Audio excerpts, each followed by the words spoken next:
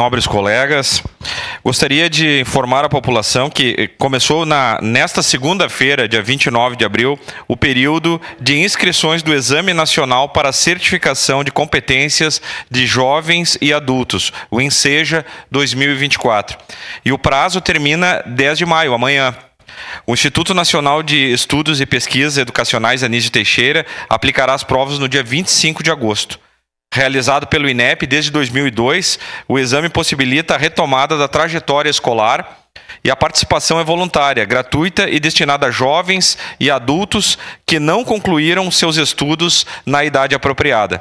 As provas avaliam competências, habilidades e saberes adquiridos no processo escolar ou extraescolar. Então, informando que o prazo termina amanhã, dia 10 de maio.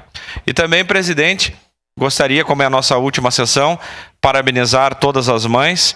Sei que nós estamos num momento de dificuldade, num momento, né, de uma tragédia que assolou o Rio Grande do Sul, mas também não podemos olvidar, né, esquecer as mães, né, e desejar um feliz Dia das Mães, então, a todas as queridas mães. Obrigado, presidente. Obrigado.